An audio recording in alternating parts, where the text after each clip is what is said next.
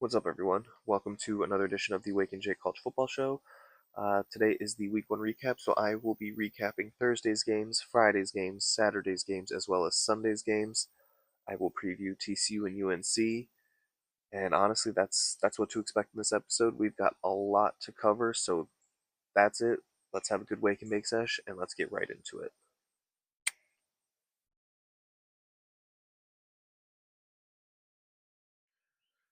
All right, so before we get into the recaps, one thing I will just let you know, if you've never listened to me before, when I am right about something, I'm going to let you know that I was right. I am going to toot my own horn, shout it from the rooftops, whatever.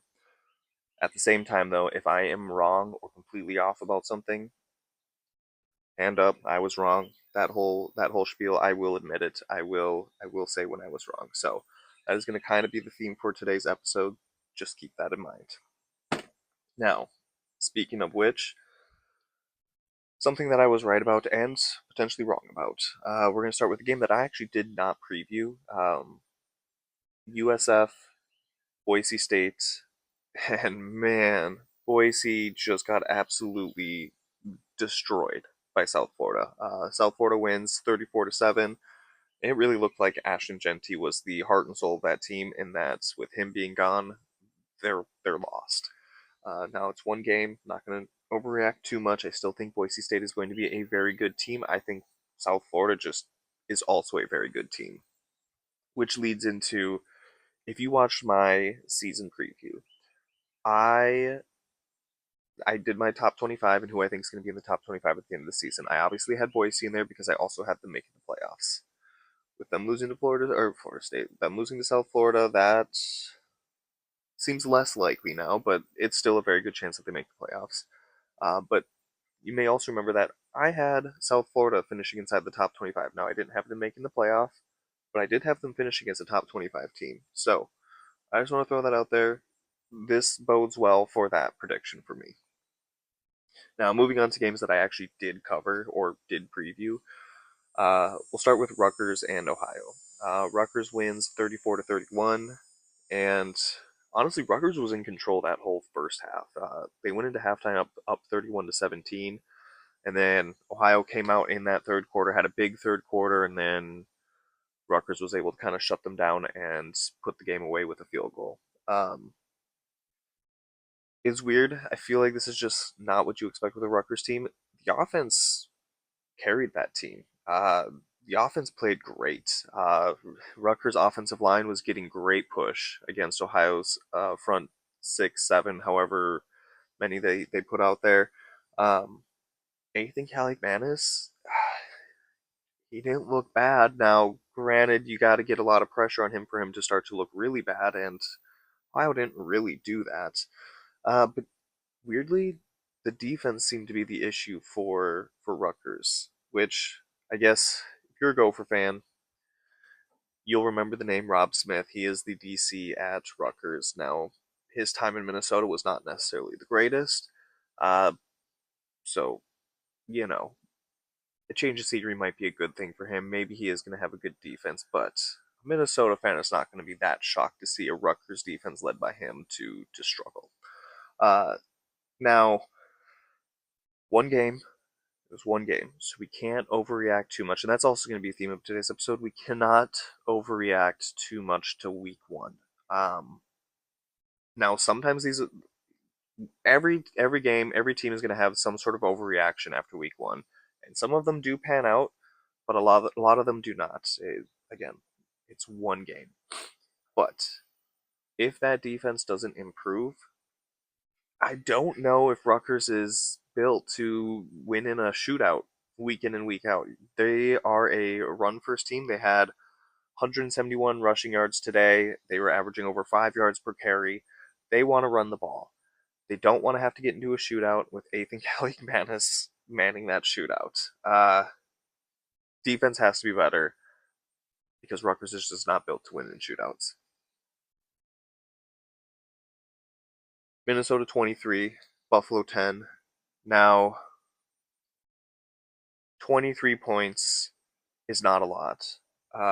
Would I have liked them to score more? Yes.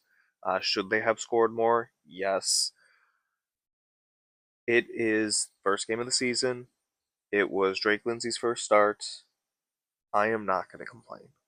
A win is a win, and let's be honest, Gophers have not been great to open the season the last few years. So I will take it. But if you watch this game, it really never felt like Minnesota was in danger of losing. That first quarter, Buffalo could not do a single thing on offense. They started to kind of pull it together a little bit after that, but it never once felt like Minnesota was in danger of losing. Now, I think, and again, trying not to overreact to just one game, Drake Lindsay, though, feels like he's the real deal. 19 to 35, 290 yards, I believe. Two touchdowns, one interception. That interception, I mean, not really his fault at all. Should he have looked before he threw the ball? Yes, probably. Because it was one of those things where he was already in the motion of throwing before he actually looked to see that his tight end was on the ground. Um, but at the same time, nobody expects it to bounce off the bottom of your tight end's cleat as his foot is sticking up in the air, and it to just go perfectly into the linebacker's hands. So a fluke. Should he have looked before he threw it? Sure. I put maybe 5% blame on him for that interception. Um, there were a few drops by the tight ends and wide receivers that we would like to take back. I think there was five total drops in the game, which throw that out there. Then he's actually 24-35, throwing for over 300 yards. I think this was a great game for Drake Lindsay. The interception, like I said, not really his fault at all. The 19 to 35, would you like that completion percentage to be better? Sure, but again, like I mentioned, five drops in the game. Um, we do need to see that improve. I don't. Drake Lindsay had some plays where you're like, oh, yep, that's a redshirt freshman out there. That's a freshman playing in his first game. He did have a few of those, but not too many. It was nice to see PJ Fleck actually trust the quarterback. But pass catchers need to be a little better. Need to get it together. Now, Darius Taylor had a great game. 30 carries, 141 yards. Added some. Had a few receptions as well. And I kind of get it why he had so many carries. Because if you look, I think going into the fourth quarter, he had only 18, which ideally you'd probably like Darius Taylor to be in the 20-ish range for carries for the full game, 25 at most. Now, 30 carries plus like 4 or 5 receptions, that's 30 plus touches. I don't love that, just because we want him to stay healthy. I also didn't love that the other two running backs, Turner and Davis, combined for 10 carries, 28 yards. Um, I would like to see more touches from them, but at the same time, they didn't really do a whole lot when they were out there, so I also get why they probably gave Darius Taylor more touches. It's fine. It's one game. I'm trying not to overreact. Now, defensively for the Gophers, Anthony Smith. My goodness, he looks phenomenal. Again, it's Buffalo. Can't overreact to just one game. I do think Buffalo has a good defense, but their offense is whatever. So to see the defense play this great, can't overreact. It's week one. But I think Anthony Smith is going to have a great season. Now, I called it previewing this game. Buffalo covered. They did, but Minnesota won, and it never felt in danger. Moving on to another Thursday game, Nebraska 20, Cincinnati 17. I honestly didn't expect the offenses to struggle this much. Um, I figured that Cincinnati would be better this year defensively, especially their defensive line, and I think that through just one game, they are proving to be better. Nebraska was held to just barely over. It was 3.2 yards per carry. Cincinnati also had 3 sacks and 6 tackles for loss. So the defensive line, after just one game, trying not to overreact, does seem to be better. Cincinnati's defense should be better this year. Um, I also said that Cincinnati is definitely going to be a run first team and that wide receivers were a concern, and that definitely did seem to be the case as well. 29 carries for 202 yards for Cincinnati, but not a great game for what's his name, Sorsby. Just throwing the ball was an issue. for Cincinnati in this one. Now, for Nebraska, everybody, because obviously Dylan Raiola, true freshman last year. All right, got that first season under the belt. You got a full season with Dana Holgerson. Let's see Dylan Raiola take that next step forward. And I don't think we really saw that. Now, again, one game, first game of the season, we cannot overreact. But 42 pass attempts to get 243 yards, that's not great. Um, I feel like maybe this is an overreaction, but I feel like Nebraska should have won by more than 3 points. I feel like with the hype around them, the talent that they have, the way Dylan Raiola is supposed to be the guy, feels like they should have won by more than three. But credit to Cincinnati, they had a shot to win it late in the game, and Sorsby just threw one of the worst passes ever, and it was intercepted in the end zone with like a minute or less than a minute left to go. It's one game. Can't overreact. I expected more from Nebraska, but maybe Cincinnati's just a little better than we realized. Uh, oh, I love to talk about this next one. Wisconsin 17, Miami of Ohio 0. Uh, what an absolutely ugly game. Just so ugly. So, Wisconsin's defense might be decent. I wasn't super high on Miami of Ohio's offense coming in, but they did have DeQuan Finn, so I thought he would at least do something to get that Miami offense some points. Turns out he couldn't do shit either. So this Wisconsin defense might be pretty decent because I think Miami had just barely over 100 yards of total offense, which is really, really bad. But offensively for Wisconsin, not great. Billy Edwards goes down with an injury, so they played with the backup for the rest of the game, most of the game, honestly. But Edwards really wasn't playing that great before the injury. This game would have been 10 times funnier if Wisconsin had lost. But the fact that they struggled this much against Miami of Ohio, who I do think is a worse MAC team than Ohio, than Buffalo, Toledo, who played Kentucky, and we'll get into later. I do think Miami of Ohio is not quite to their level. So watching Wisconsin struggle did make me feel good. Um,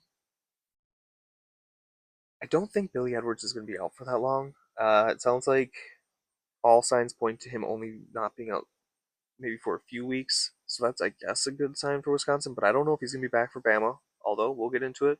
Bama might be terrible this year. We'll see. Um, but overall, you always want to see Wisconsin lose, but to watch them win this ugly was also pretty satisfying. A couple other scores to just touch on. NC State beat ECU 24 to 17. I mean, really, I didn't really watch the game. It was checked in on it here and there. It felt like NC State was pretty much in control until about that fourth quarter when ECU decided to make it a game. Um, and then we got Central Florida 17, Jack State 10. No one scored until the third quarter. It was just a pitiful, ugly game. I'm not high on UCF this year. I just think it's going to be quite the transition year for them. But yikes, I didn't expect them to be 17 to 10 against Jack State. All right, we'll get into Friday's games. Georgia Tech 27, Colorado 20. I mean, Georgia Tech could not have gotten off to a worse start in this game. Three straight drives to start the game, all turnovers. Uh, Credit to their defense, though. I'm pretty sure of those three, Colorado only came away with points once, and that was with a pretty short field. Um, so yeah, out at three straight drives with a turnover, you're only down seven. Can't, I mean, you can complain, but shout out to the defense for that. Or, overreaction. Maybe Colorado's offense is just not good at all. Uh, Now, this is what to be expected with a Georgia Tech team, and this is how you try to beat Colorado. It was the key to beating them last year.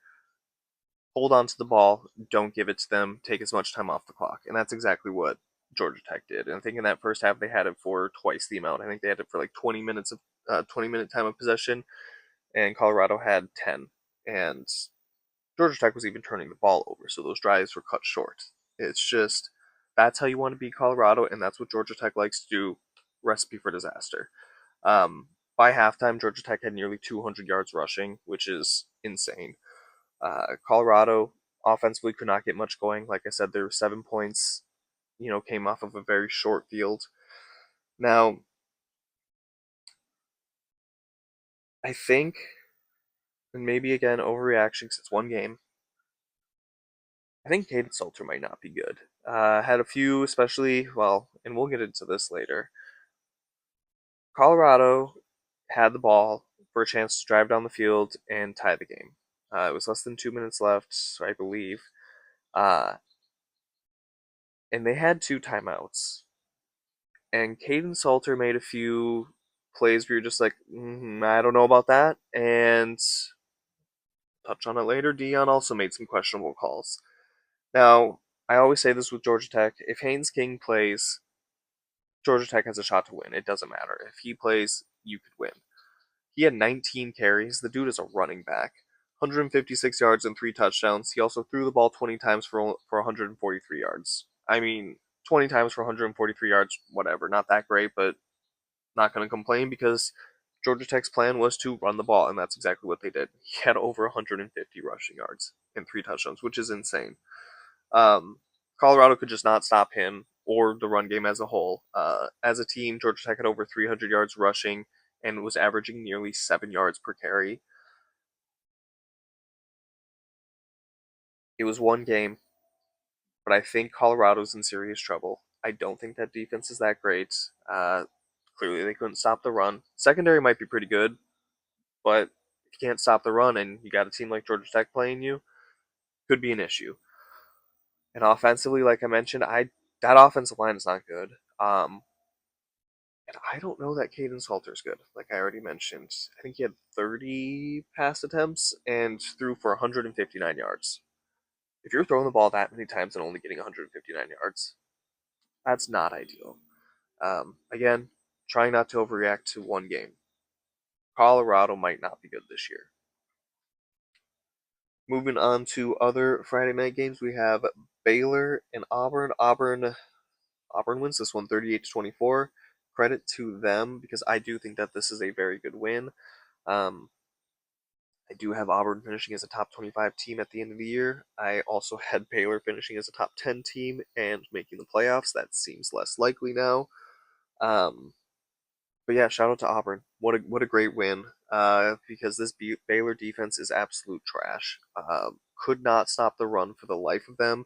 We don't even know if they can stop the pass because Auburn didn't even have to throw the ball at all in this game. So that's the one thing that we want to look for in going into week 2 and 3 is can they actually throw the ball at all? Because they didn't have to. I think they threw it a total of 17 times and had 108 yards through the air.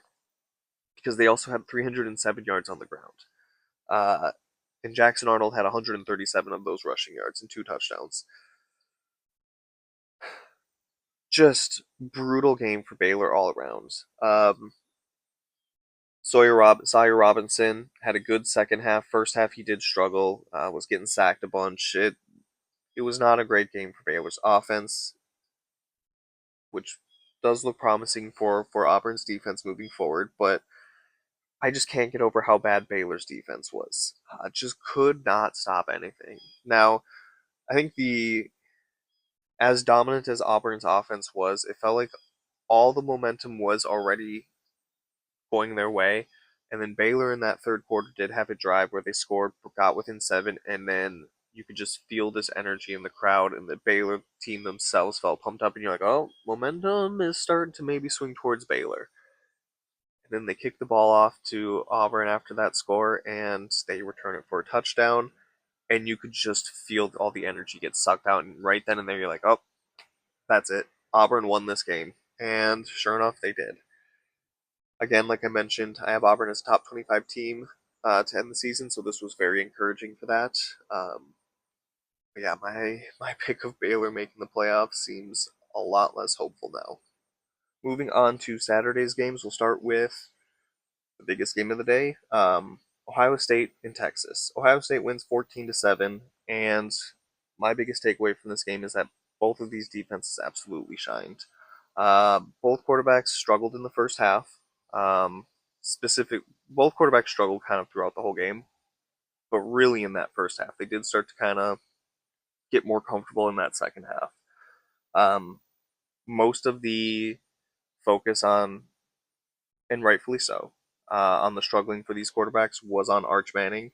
Uh, 5 of 10 for 26 yards in that first half, which is abysmal, absolutely terrible. Now he did play better in the second half. We can't really. I'm not gonna say he played great, but he played better than he did in the first half. Texas offense as a whole did play better in that second half than they did in the first half. Uh, but in the end, that Ohio State defense is really good because Texas did get inside Ohio State's 10-yard line twice, and they came away with no points. So shout out to Ohio State's defense for standing tall. Now, here's I got a lot of hate because I said that both quarterbacks struggled, and I didn't just focus on Arch Manning because heaven forbid Ohio State's quarterback struggle. I guess. And I had a lot of them saying he looked great, his throws were great, he had receivers dropping balls, and that's fine, and I get that. But I'm sorry, even a three-star quarterback can dink and dunk all over a defense. They weren't airing the ball out down the field. The one time they did, and it was successful, it was a terrible throw, and the wide receiver just made a phenomenal play. So I'm sorry, he did not play great. Did, not saying he played bad, but he did struggle. They didn't play phenomenal on offense. They had two touchdown drives that were great. And on those two touchdown drives, they combined for 148 total yards. The other seven drives of Ohio State's offense, not counting end of half and end of game drives where they're just kneeling it or trying to get out of there, um, the other seven legitimate drives that they had combined for 76 total yards. That's not good. Now, here's I'm not going to put as much hate on Julian Sane for not doing anything in this game because when you do have a freshman quarterback or a redshirt freshman quarterback, and I say this over and over and over, you want to have a good run game to get them acclimated, to get them comfortable, to get them going. And I said this in the offseason. I said this earlier this summer. My biggest concern for Ohio State going into the season, especially this game, was the fact that they're going to miss Quinshon Judkins and Travion Henderson more than people realize because they were so imperative to that offense last year. And when I said that earlier this summer, again, I had Ohio State fans in the comments saying, next man up mentality, Peoples and Donaldson are going to be great. You don't know what you're talking about. They're not going to miss those guys. Ohio State just replaces. It was not a good game for these running backs. 29 carries, 87 yards, and one touchdown. That's not good. Uh, I think if they had Quinshon Judkins, Travion Henderson, or similar players, this game would have been much different. We would have seen this offense do much better and probably put up more than just 14 points. We probably would have seen Julian Sane air it out a little more than they allowed him to because they couldn't get anything going on in the run game. Um, in the end, both of these teams are going to have great seasons. Both of these quarterbacks are going to have decent seasons. Um, starting your career with your first start against a top three team on the road who has a top five defense, at worst top 10, is not ideal. Same for Julian saying, yes, you're at home, but you're still facing a top five, possibly top 10 defense. That's a hard ask, and I get that. But ugly game. I still loved it. And I love that the first week of the season had a 1 versus 3 matchup. Moving on to Tennessee and Syracuse. This was played in Atlanta, so neither team was technically home. Well, Tennessee might have been, but it was a neutral site. Uh, Tennessee 45, Syracuse 26. Uh, this game kind of went how I expected. One thing I will take away from this game, though, is I think Syracuse might be slightly better than I thought going into the season. Now, that being said, they still have a terribly difficult schedule. Uh, but offensively they might be better than I thought they would be. But again, I was still kind of right because Tennessee's defense, at least in that first half, absolutely dominated Syracuse, or I should say, even specifically that first quarter. That Steve Angeli was in a blender. It felt like, but Tennessee scoring 45 points was not a shock to me. Them allowing 26 points, though, that that I was not expecting, if I'm going to be honest. But this game was never in doubt. I never thought that Tennessee might lose this game or that Syracuse might take over. Tennessee was up 31-14 at halftime, and then just kind of coasted to an easy win after that. Tennessee's defense, though, they're going to be very good, and they are going to lead this team this year. 4.4 yards per play for Syracuse. Tennessee forced 2 turnovers, had 5 sacks, 7 tackles for loss, and 10 passes knocked down or defended or whatever, deflected. Those are great numbers. 26 points, like I said, that's the outlier in this. Is 26 is more than I would have thought, especially when you look at these stats of just barely 4 yards per play, 2 turnovers, all of that. 26 points was a lot, but I think this defense is going to be very good this year. Now, offensively, outside of some drops from the receivers and tight ends, I think this offense was really good. I don't think they missed Nico Iamaliava at all. We will get into him later. Um, and this is always so unexpected, but when you watch Josh Heupel teams at Tennessee, you realize that this is the case. But you always think quarterback, you always think passing game.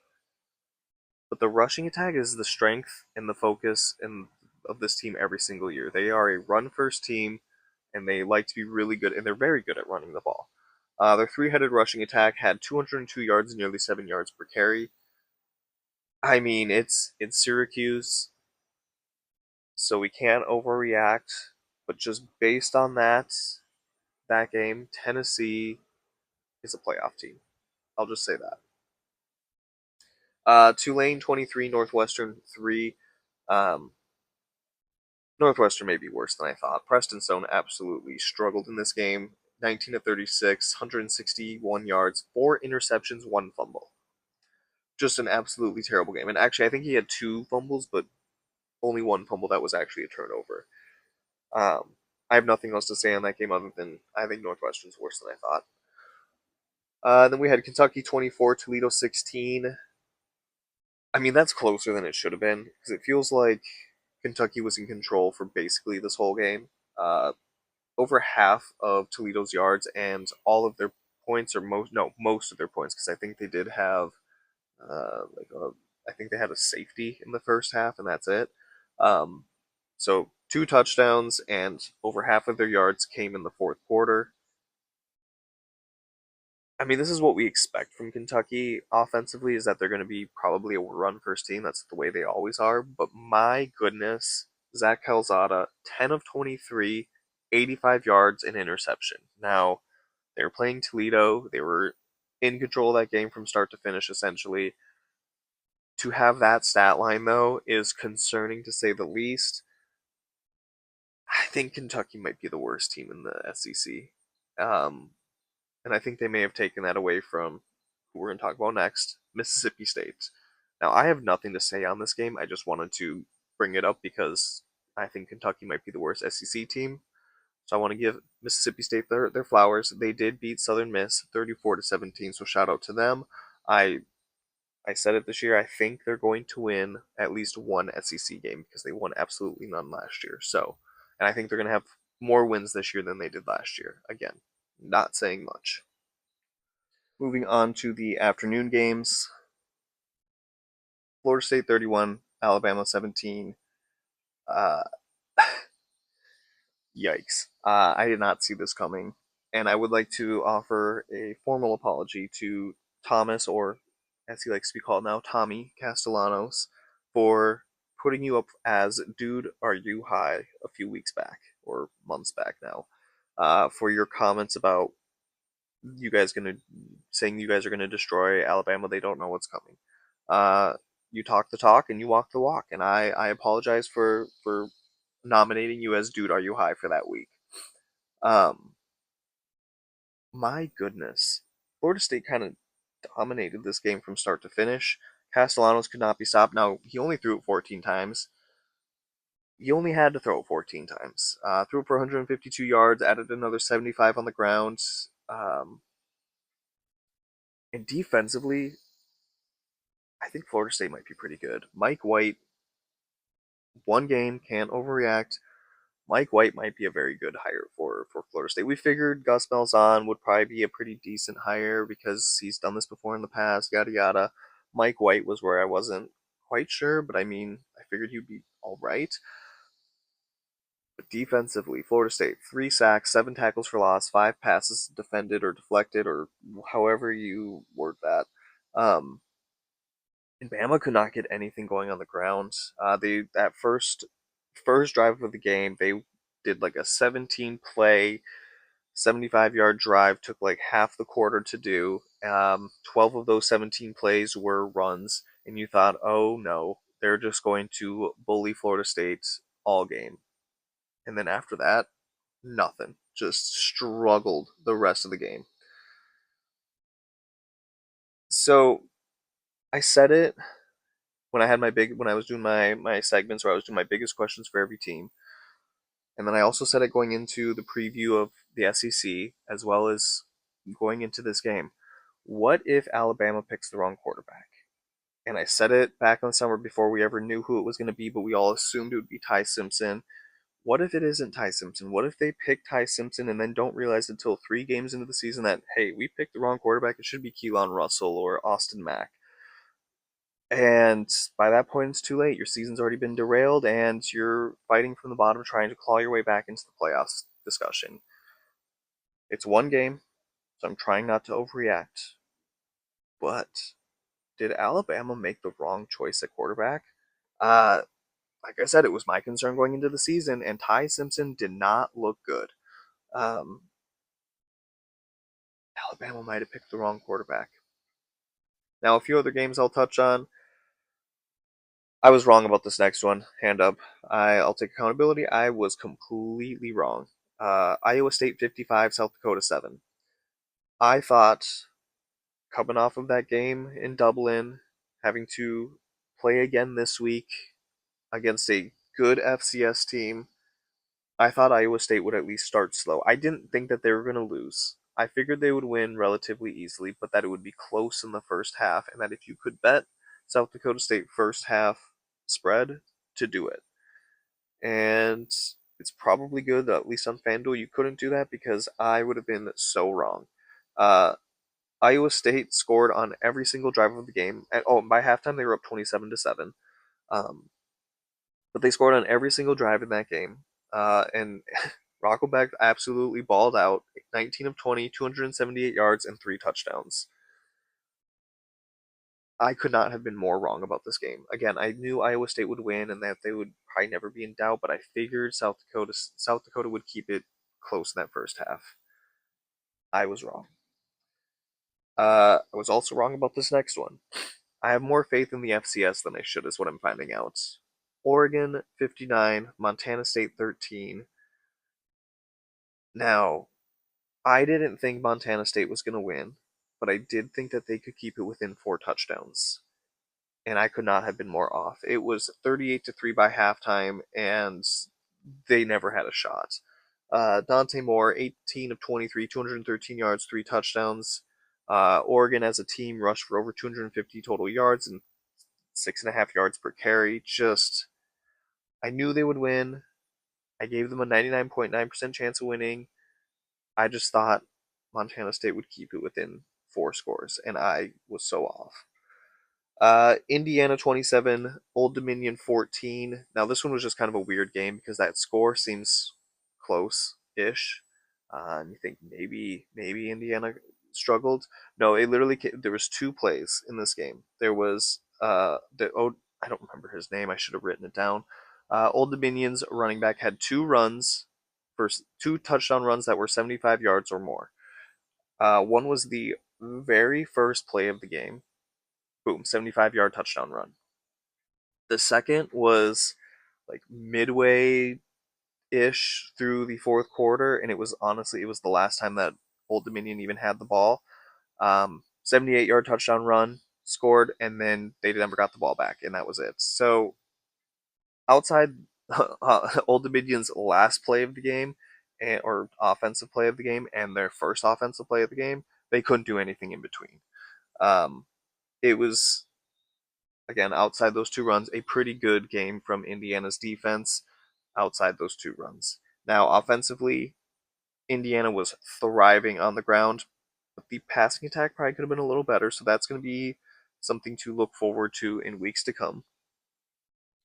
Now, this next game, I didn't preview it, and I'm only going to talk about it because I might be wrong again.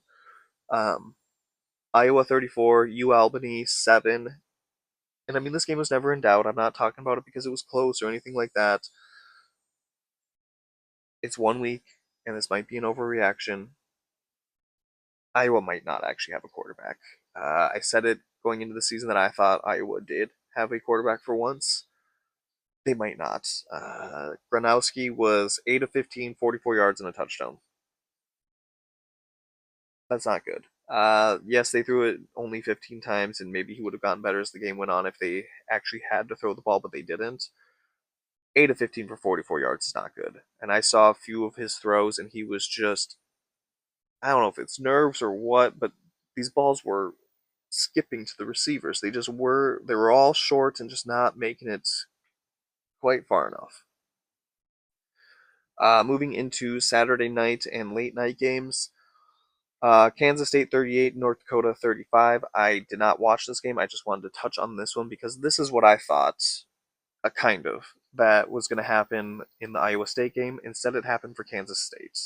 Coming back from Dublin, playing against I guess, a pretty decent FCS team, but not as good as South Dakota, or at least I didn't think. Um, Kansas State was down 21 to 17 at half. Now, the offense was playing pretty good the whole game, but the defense was just allowing too many explosive plays, is really what it came down to. Uh, not a not a great start for Kansas State this year. You go to Dublin, you play Iowa State, you lose in a game that you maybe should have won. You come back and you play against North Dakota, who's an FCS team and a team that you're like, okay, we should we should win this one pretty easily. Ball out. Starters maybe are sitting that fourth quarter, and instead you're fighting to the very end to win this game. Um, on the bright spot, that front six or seven, still very dominant. 3 sacks, 10 tackles for loss, but just allowing too many explosive plays.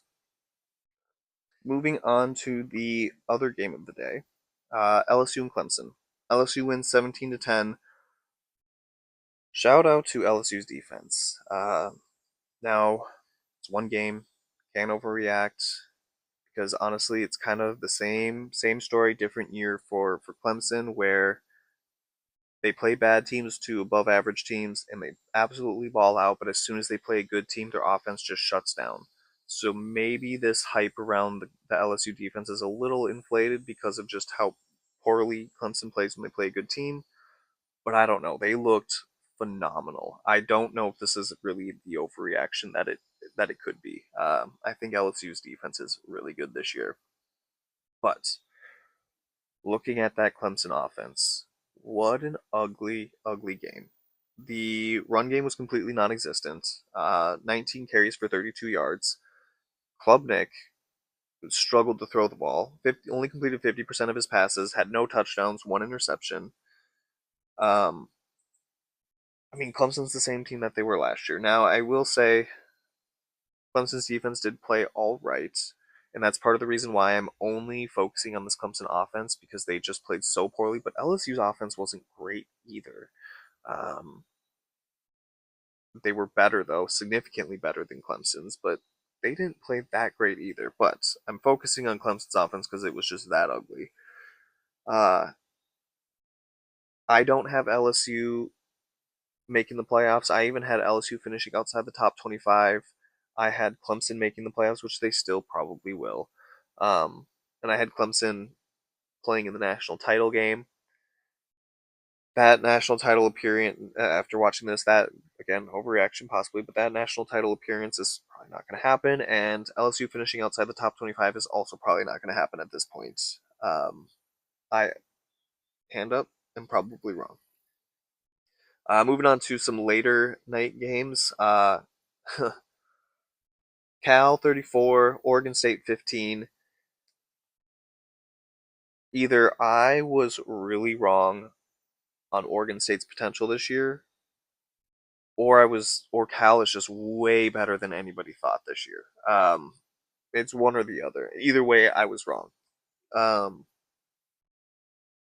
and if I am wrong about Cal, and they're actually just way better than I or anybody realized, that does make me nervous because Minnesota does play Cal here in a couple weeks.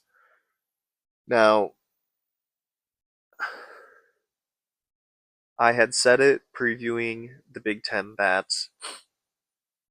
Devin Brown may start the season as the starter for Cal, but if Jaron Sungapulatele, I did better this time, uh, could take over the starting job at some point, and because of that, he would be a dark horse to win Freshman of the Year. Or sorry, did I say Big Ten? I meant ACC. ACC. When I did my preview for the ACC, that he could possibly win Freshman of the Year and take over the starting job. And instead, he won it straight up coming out of camp. And my goodness, he can sling the ball. 20 of 30 for 234 yards and 3 touchdowns. He had some of the most beautiful throws. It was no wonder he won the job. Let's just put it that way. Now, maybe Oregon State is just that much worse than I realized. So, again, I'm trying not to overreact to 1 week, but my goodness, he looked good. Uh, and Cal's defense completely, at least the run game, shut down that Oregon State offense. Maybe Cal is going to be decent this year. Moving on to Utah and UCLA. And my goodness, what an absolutely ass whooping. Utah 43, UCLA 10. And I thought it was disrespectful at the time, and now it even seems more so. The fact that Utah was only a 5.5 point favorite going into this game was absolutely laughable. Um, Utah minus 5.5 was in my 5 favorites that I gave out, and if I was doing one that was like an absolute lock, that this would have been the one, and I would have been absolutely right because it was disrespectful to have this a 5.5 point line for Utah. This is no disrespect to Cam Rising, but Utah might finally have a quarterback in Devin Dampier. He was absolutely electric. 21 of 25, 206 yards, 2 touchdowns, 16 carries, 87 yards, and another touchdown. And UCLA had absolutely no answer for Utah's offense, which is not something that we can say often for Utah. And flipping to the other side of the ball, Nico Iamaliava and this UCLA offense had no answer for this Utah defense. Iamaliava, 11 of 22, 136 yards, a touchdown, and an interception. And he was also their leading rusher, which is not something you necessarily want. 13 carries, 47 yards. It's just one game. Trying not to overreact. But there is absolutely no way that he doesn't regret leaving Tennessee. And I guarantee there are no Tennessee fans out there who miss him after what Joey Aguilar was able to do this week. Uh, just it was an ugly game, and it was interesting to see just how much he did struggle. All right, moving into Sunday's games. South Carolina 24, Virginia Tech 11. Now, a few of my questions for South Carolina going into the season, or even my concerns, if you want to say that, seem to kind of get answered in this game. Um, I was concerned about the offensive line for South Carolina, and honestly, it's still a concern. Virginia Tech finished with 4 sacks and 7 tackles for loss. One of the things that I was not concerned about was Lenore Sellers, and I'm still not concerned about that. I think he is still going to have a good year, but it's the weapons around him is where I was concerned. Um, Running back was a position where I was a little concerned, but they did not play terrible. That concern has lessened. Uh, Wide receivers and pass catchers as a whole were a concern going into the season, and it's still a concern. If I wanted to pick out one specifically, I was really hoping to see Nick Harper take that next step forward as a number one receiver this season. And so that was a question mark, not necessarily a concern, was could he do that? It's one game, but I think we did see some of that progression, and he could be a legitimate number one receiver, a number one option. So that was encouraging to see. Um, Defensively, I assumed the secondary would be good, and they were. Uh, Defensively, though, or defensive line, though, I I was kind of curious how that would go with Kennard, Hemingway, and Sanders all gone to the NFL. It still remains to be seen. They played decent, so it didn't completely take away that concern. But they also didn't do anything to further that concern. So jury is still out on the defensive line. Uh, Kyron Drones, though, man, he struggled to throw that ball. 15 to 35, 221 yards, two interceptions. Overall, solid win for South Carolina. Defense looks to still be good enough. Offensive line and playmakers around Lenoris still somewhat of question mark, but South Carolina should have a decent season. And then finally, Miami and Notre Dame. Miami wins this one 27 to 24. I called Miami to win this one, so I'll just take credit for that real quick. Um, but it feels like it's official now. Carson Beck was not the problem at Georgia, uh, which is something that I always thought, and I think there's quite a few people who felt that way. But there was still a group of people or section of people who did think, Carson Beck was the issue, and at Georgia, and it was good that he was gone. Now, granted, I will say 31 attempts for 205 yards is not ideal, but he didn't put the ball in harm's way that often or much at all. He looked calm, he looked collected, and he was going against a very good Notre Dame defense. So I'm going to give him some credit for that. Miami's defense also, which be expected, Corey Heatherman's the defense coordinator. We all saw what he did with Minnesota. They did look pretty solid. Now, the only problem with the defense is they do need to put it together for a full game. Through the first three quarters, Notre Dame had 7 points and 120 total yards. And then that fourth quarter alone, they scored 17 points and 195 and had 195 yards. That's not great for Miami because that game felt very much in hand for Miami, and then all of a sudden that fourth quarter happened. Now, for Notre Dame, especially on offense, CJ Carr, for most of that game, for three quarters of that game, he looked like a freshman. He did not look good. He looked every bit a freshman. Just some very questionable plays. They didn't really air the ball out much either. It was a lot of just 3 yard or behind the line of scrimmage, throws. They didn't really do much, especially in that first half. But credit to him, though, because even though he didn't have the greatest game through the first three quarters and he looked like a freshman, he did lead Notre Dame back in the fourth quarter to tie it up late and essentially have a chance to maybe win the game. Now, the biggest takeaway from this game, though, was Jeremiah Love. Uh, something something weird was going on here. He's supposed to be the focal point of that offense. He is a preseason All American. Yet he had 10 carries for 33 yards, four receptions for 26 yards, but it felt weird. It felt like something was off. We didn't know if he was hurt or what was going on. Did he piss off the coach? I don't know. But it was very weird because, like I said, for someone who's supposed to be the focal point of that offense and is a preseason All American, for him to only get 10 carries was a little bizarre. But Miami, they're still coached by Mario Cristobal, so they're going to do something stupid late in the season to probably butcher their playoff hopes. But Miami looks to be really good this year, and Notre Dame still has some questions on offense that they need to get figured out. All right, so that is That is my week one recap.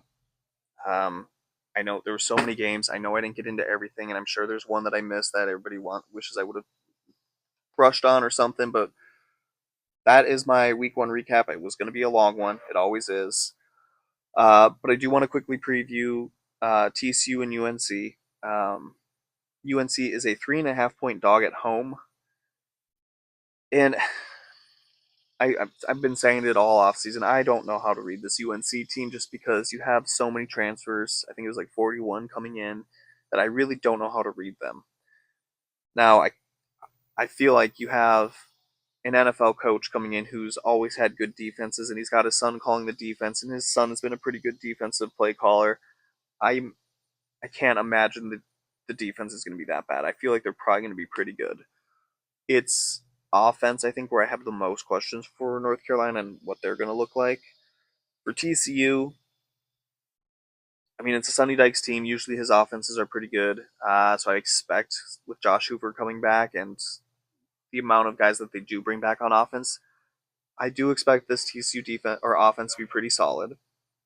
Defensively, we did see TCU get significantly better as the year went on, especially first half compared to second half. That defense did get a lot better. They do bring back like 6 guys on that side of the ball, which is a good amount, or at least starters, I should say. So in year two, with that defense, the way that they got better last year, I do expect TCU's defense to be decent this year. And because of that, I do think that TCU is going to be a tough beat in this game, which is why they are a 3.5 point favorite on the road at North Carolina. I don't have a pick for this game. I do think TCU wins this game, but I wouldn't be shocked if this was kind of a defensive struggle because of everything that I just laid out. Um, my 5 favorites that I gave out this last week could have been better. Could have been a lot worse, but could have been better. Two and three. Parlay also did not hit. Thank you, Clemson. Um, we can only get better from here, and we will get better. 2 and 3 is not the worst, but it's like I said, it's not, also not the best. And finally, to finish off this episode, my favorite segment, dude, are you high? And here's the thing: when it comes to dude, are you high? Every single week, I can put the referees on this as the winner. It's just the way it is. The refs can always win, dude, are you high? But that is such an easy cop out, and especially early in the season because I feel like there's going to be a lot more mistakes early in the season than they do middle to end. So I try to not have the refs win, dude, are you high? Because again, it feels like a cop out, and there is going to be a week or two where they do win it. Don't get me wrong, but I'm waiting for the big mess ups before I actually award it to them.